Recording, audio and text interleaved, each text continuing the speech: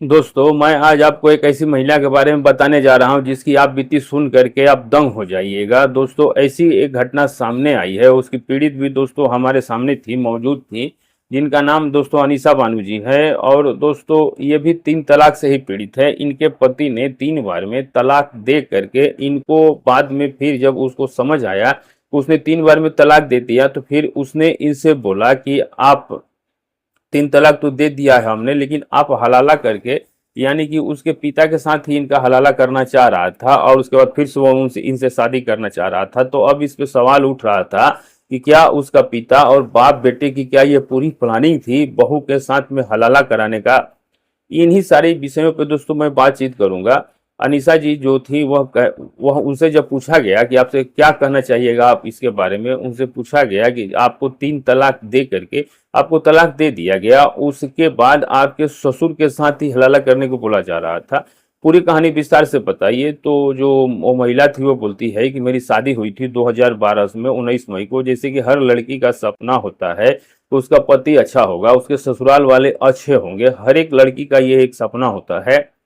और वैसे ही दोस्तों इस महिला का भी था, क्योंकि यह घर की एकलौती बहू थी। तो दोस्तों, शादी करके ये महिला जो थी वह उस घर में गई और जो वे लोग करते थे वही वो महिला करती थी। जैसे कि इसके हस्बैंड ने एक बार उसको बोला था कि अनीसा, चाहे कुछ भी हो जाए, कभी भी मेरे माँ बाप से ऊंची आवाज में बात मत करना, उनको कभी सामने से जवाब मत देना। आज भी वो अनीसा बोलती है कि मैंने कभी उनसे ना ऊंची आवाज में बात की, और जो वे लोग बोलते थे वह हमेशा वही करती थी। उनकी 4 बहनें भी हैं और जो वे चारों बहनें कहती थी अनीसा ऐसे करो, अनीसा वैसे करो, अनीसा ने बोलती है कि मैंने हमेशा वही किया। लेकिन वह ये सोचती थी कि यह कुछ बोलती नहीं है, जैसे इसको हम ट्रीट करेंगे ना वैसे ही करती जाएंगे। वह बोलते हैं ना कि घर में एक काम वाली बाई, तो उन्होंने अनीसा को बिल्कुल एक काम वाली बाई बना करके रखा था। अनीसा के पति ने भी, अनीसा के पति के बहनों ने भी और अनीसा के माँ बाप ने। अनीसा के पति का नाम था इरफान राव और ससुर का नाम था कालू मोहम्मद। ये दोस्तों नगौर डिस्ट्रिक्ट में रहते हैं, राजस्थान में। तो अनीसा जो थी वो बताती है कि शादी जब हो गई उसकी, सब कुछ नॉर्मल ही चल रहा था, जैसे कि सबकी शादियां चलती हैं। 1 साल के बाद अनीसा को एक बेटी की भी पैदा हो गई। उसके बाद मतलब कि अनीसा के पति का ऐसा था कि जो भी मेरे माँ बाप ने घर में सामान दिया था उसको लेकर के हमेशा अनीसा का पति नुक्स निकालते थे और कहते थे कि तुम्हारे पापा ने गाड़ी नहीं दी। तो अनीसा के पापा ने शादी के 2 साल के बाद उनको गाड़ी के लिए 10 लाख रुपए भी दिए, ताकि वह कभी भी अनीसा को कोई प्रॉब्लम ना करे। तो दोस्तों, अनीसा के पापा ने अनीसा अनीसा के पति को गाड़ी के लिए पैसा दिए, तभी अनीसा बोलती है कि उसका पेट नहीं भरता था। जब अनीसा बोलती है कि जब मेरी शादी हुई थी तो मेरे पापा ने 60 लाख रुपए खर्च किए थे और जो कुछ भी उन्होंने बोला वो सब कुछ वैसे ही अरेंज किया था। पर अनीसा के पति का क्या था ना कि जब उसको पता चला कि उनका बिहेवियर उसके प्रति चेंज होता जा रहा है, तो दोस्तों अनीसा ने जब उसका फोन देखा तो उसमें काफी गलत वीडियोस थी, फोटो थी लेडीज लड़कियों की उसके पति के साथ में। तो दोस्तों, अनीसा का उससे झगड़ा होता रहता था। मतलब कि अनीसा के पति में नग्न अवस्था में बहुत सारी लड़कियों की फोटोज थी उसके साथ। और दोस्तों, वह नंबर भी जैसे अलग अलग कंपनियों के नाम से लड़कियों के नाम सेव करके रखता था। 13 साल 14 साल शादी को हो गया, लेकिन कभी भी उस बंदे ने अपना फोन अनीसा को नहीं देता था, हमेशा पासवर्ड लगा के रखता था। और फोन भी इस तरीके का पासवर्ड कि हाथ में लेते ही अपने आप, मतलब कि अनीसा कहती है कि समझाने की बहुत कोशिश की, मतलब कि आज के टाइम पे शायद ही ऐसी कोई लड़की होगी जो इतने मौके देगी अपनी पति को। क्योंकि दोस्तों, वह जो था, मतलब कि अनीसा कुछ चीजें बोलती थी लेकिन वो समझ नहीं पा रहा था कि वो क्या कहना चाहती थी। अनीसा उसको एक चीज हमेशा ही बोलती थी कि मुझे तुम्हारे पैसे में, मुझे तुम्हारे ऐशो आराम में कोई भी इंटरेस्ट नहीं है, मुझे तुम्हारा समय चाहिए। पर उसको इतनी सी भी बात समझ में नहीं आती थी, बस बाहर मुंह मारना, उस ये सब चीजें उसका चलता ही रहता था। और कुछ कुछ ऐसी प्रॉब्लम उसके साथ में होती थी, तो यह प्रॉब्लम तभी होती थी जब वह बहुत सारी लड़कियों के साथ, मतलब कोई भी जेंट्स फिजिकल होता है। अब अधिकतर लोगों को यह सब प्रॉब्लम होते रहती थी, आए दिन डॉक्टरों के पास जाना, उनको प्रॉब्लम होती थी, ऐसी ऐसी बीमारियां हो रही थी उसको कि वो डॉक्टरों के पास जाना ही पड़ता था। क्योंकि बहुत सारी लड़कियों के साथ वो संपर्क में था। अनीसा कहती है कि कम से कम उस आदमी की मतलब कि हद पार कर दी, उम्र के औरतों को भी उसने नहीं छोड़ा। मतलब कि दोस्तों उसके ऐसे वीडियो थे उस अनीसा के पास। अनीसा कहती है कि जो कि मैंने अपने ससुर को भी भेजा, मैंने अपने परिवार वालों को भी भेजा, और उस दिन अनीसा कहती है कि मेरे ससुर ने मेरे सामने हाथ जोड़ा और कहा कि अनीसा एक मौका दे इसको, अब ये शिकायत का मौका नहीं देगा, सिर्फ मेरे कहने पर।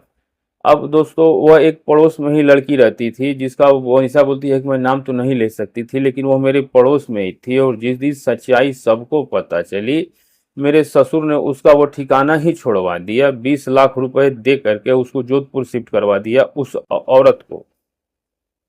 अब वो औरत जो थी वह करीब माँ के उसके उम्र की थी, कम से कम उस औरत की उम्र 50 से 55 साल हो रही थी, और उसके साथ उसका रिश्ता था अनीस के पति के साथ। मतलब कि वो अनीसा कहती है कि बूढ़ी औरतों के साथ उसको फिजिकल होना ज्यादा इंटरेस्टिंग लगता था, उसकी मानसिकता ऐसी थी।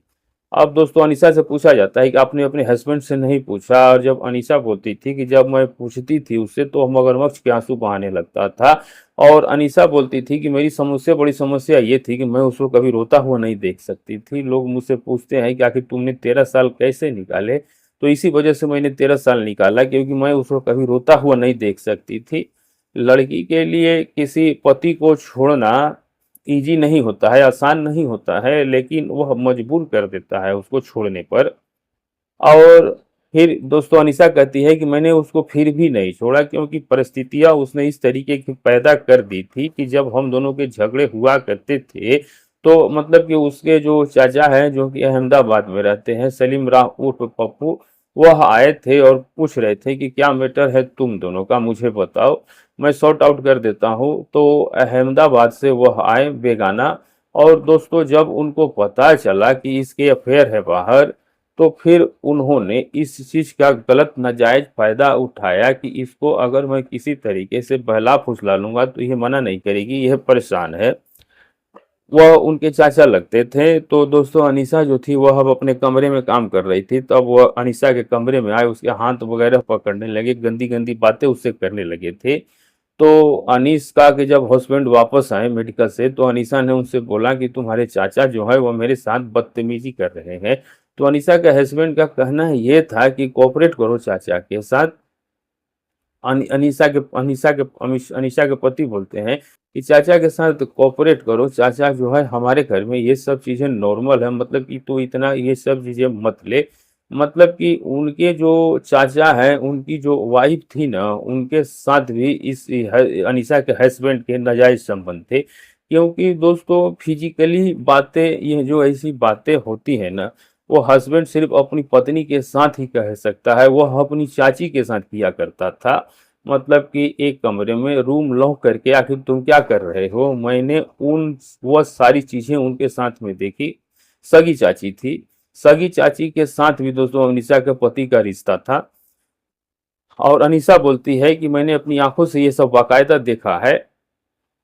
तो दोस्तों यही वजह थी कि जो अनीसा ने बात बताई, यही वजह थी कि अनीसा जो थी वह उनसे जब झगड़ा करती थी तो उन्होंने कोई भी स्टेप लिया नहीं।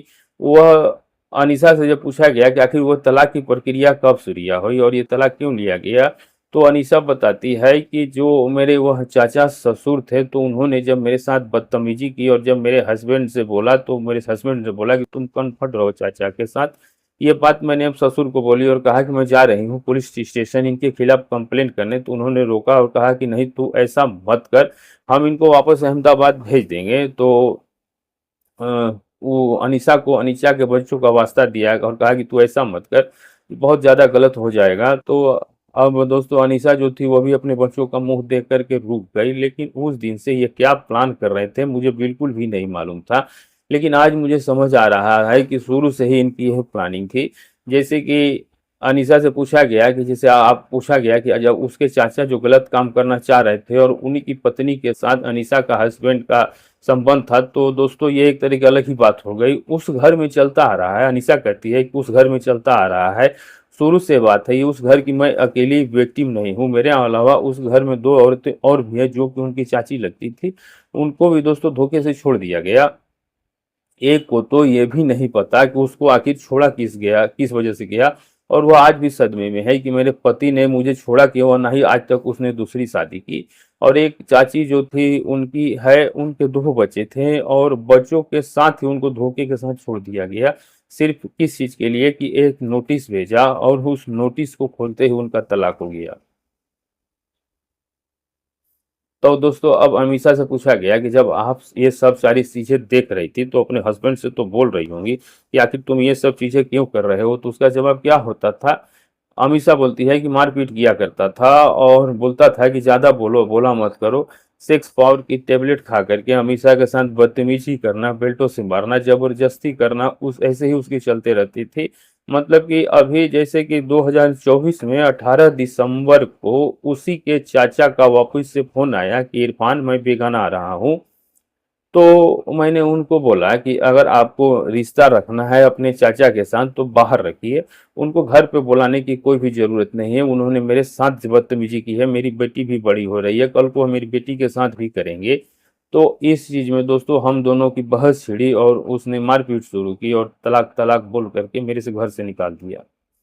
उस समय 3 तलाक बोल करके उसने अमीषा को घर से निकाल दिया। और जब अमीषा का जो ससुर है तहसीलदार, उसको अपनी इज्जत बहुत ही ज़्यादा प्यारी है और उसको लगा कि पड़ोस में सब कुछ देखेंगे, तो उसने अनीशा को घर में लिया। लेकिन सुबह में अब अमीषा को यह बोला जाता है कि तुमको तलाक तो दे दिया है, तो अब तुझे पापा के साथ में निकाह करके हलाला करना पड़ेगा, अमीषा के पति ने बोला। अब तलाक देने के बाद ये बात बोला, अब तुमको पापा के साथ हलाला करना पड़ेगा। और दोस्तों ये चीज़ अमीषा को नहीं मालूम थी कि हलाला क्या होता है। ये तो अब उससे पूछा जाता है कि इस्लाम में तो ये है, लेकिन अब वो अनीसा बोलती है कि मैं जिस माहौल में रही हूँ वहाँ पर ये सब चीज़ें बिल्कुल भी नहीं होती थी। अब दोस्तों आगे की घटना हम आगे की वीडियो में चर्चा करेंगे। वीडियो अच्छी लगी हो तो चैनल को सब्सक्राइब, वीडियो को लाइक जरूर कीजिएगा। मिलेंगे किसी सच्ची घटना के साथ, तब तक के लिए नमस्कार।